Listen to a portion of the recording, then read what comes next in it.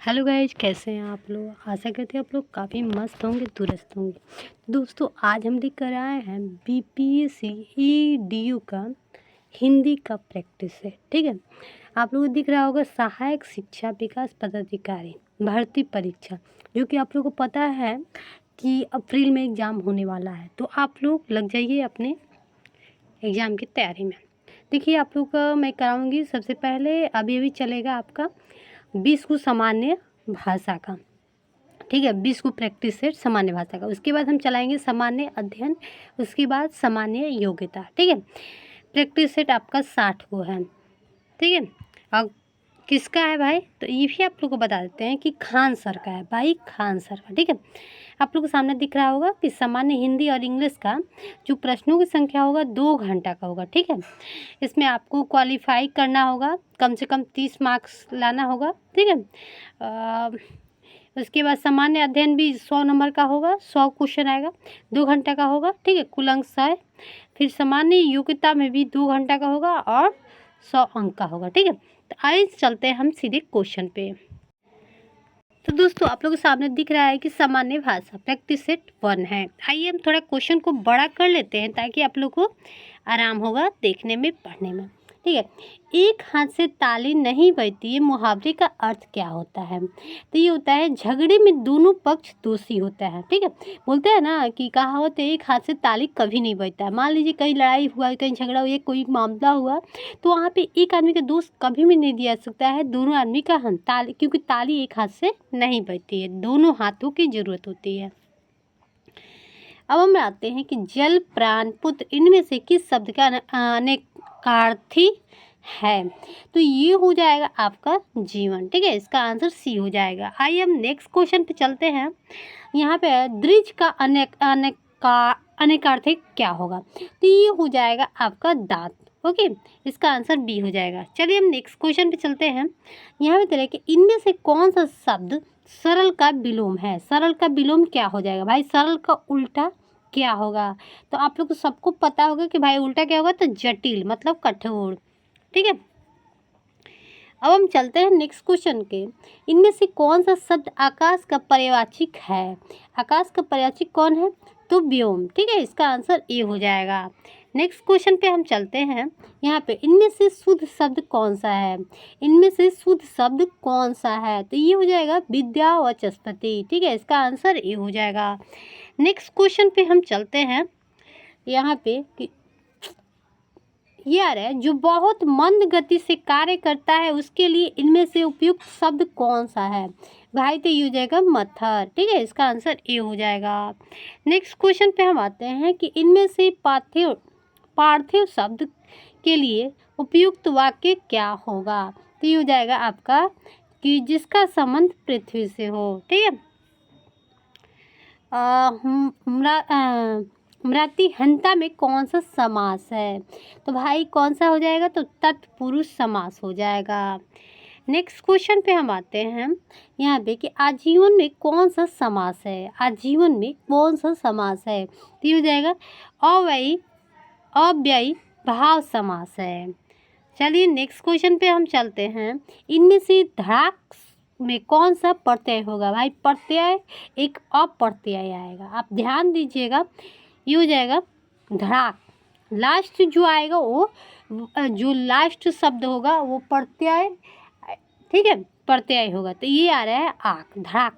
ठीक है, अब हम नेक्स्ट क्वेश्चन पे हम आते हैं। यहाँ पे कि अल्पवायु में कौन सा प्रत्यय है।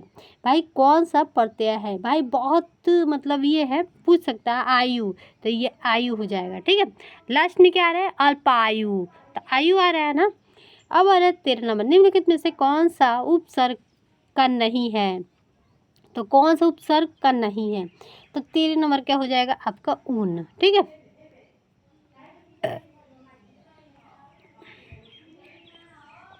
अब अरे मूल अकर्मक धातु के साथ प्रत्यय जोड़कर बनाई गई क्रिया कौन सा धातु कहलाती है। धातुएं कहलाती है, तो ये हो जाएगा सांदित सकर्मक धातु। ठीक है। नेक्स्ट क्वेश्चन पे हम आते हैं कि मैं खाना खा चुका था, इस वाक्य में कौन सा भूतकालिक भेद है? तो ये हो जाएगा आपका पूर्ण भूत, इसका आंसर ए हो जाएगा। नेक्स्ट क्वेश्चन पे हम आते हैं, इनमें से कौन सा प्रकार वर्तमान काल का नहीं है? तो ये हो जाएगा आपका तत्कालिक वर्तमान, ठीक है। नेक्स्ट क्वेश्चन पे हम आते हैं, यहाँ पे विशेष का लिंग किसके द्वारा किसके अनुसार होता है? तो ये हो जाएगा आपका विशेषज्ञ के अनुसार, इसका आंसर ए हो जाएगा। अब नेक्स्ट पे आते हैं कि आदरणीय व्यक्तियों के लिए हमेशा किस वचन का प्रयोग होता है? तो आइए हम समझते हैं तो क्या हो जाएगा भाई? तो ये हो जाएगा आपका बहुवचन। अब आ रहा है 19 नंबर क्वेश्चन, इनमें से सर्वनाम शब्द कौन सा है? तो आपको पता होगा सर्वनाम शब्द कौन सा होगा। तो ये हो जाएगा डी, कौन, ठीक है। सफाई नहीं होगा, तत्व नहीं होगा, गीत भी नहीं होगा। ओके, चलिए हम नेक्स्ट क्वेश्चन पे हम आते हैं, इनमें से कौन भाववाचक संज्ञा क्रिया से नहीं बनी है? क्रिया से नहीं बनी है, तो ये हो जाएगा आपका भलाई, ठीक है, क्रिया से नहीं बनी है। बाकी 21 नंबर क्वेश्चन, इनमें से घोटक शब्द क्या है? तो ये हो जाएगा आपका तत्सम, ठीक है।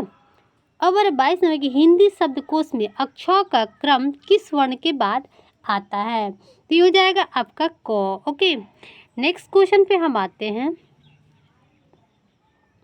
उपयुक्त देखिए गंधास में, ये देखिए आप लोगों को हम बताते हैं 23 से 25 का सही उत्तर चुनिए।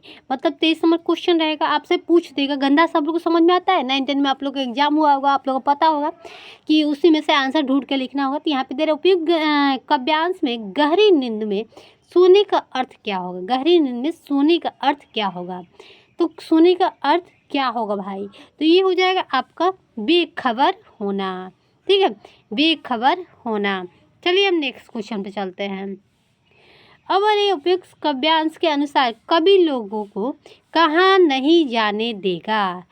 लोगों को कहाँ नहीं जाने देगा? तो ये हो जाएगा आपका पतन की राह पर, ठीक है।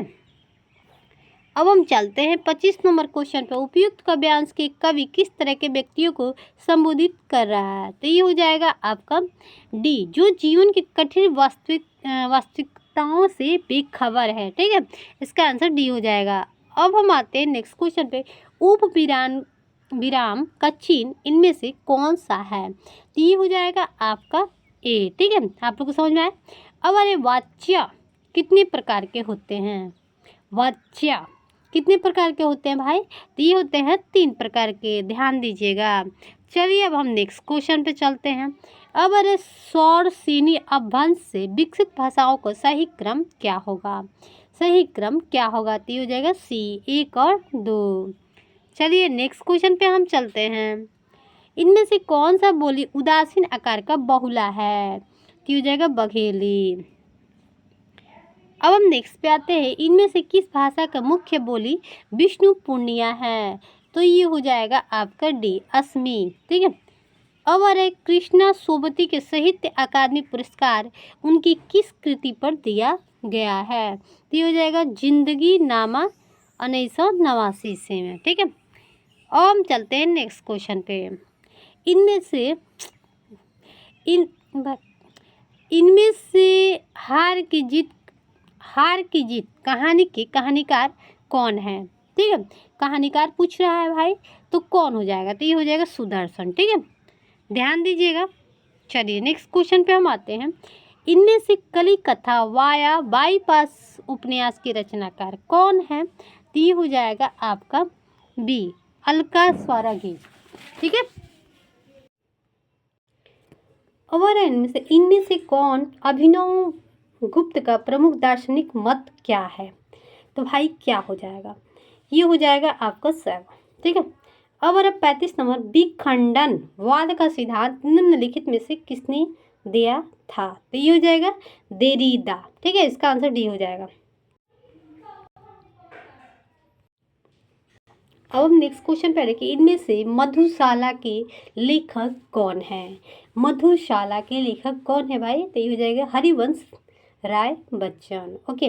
अब अरे काव्य रीति के कितने भेद होते हैं? तो ये हो जाएगा आपका 3, ओके।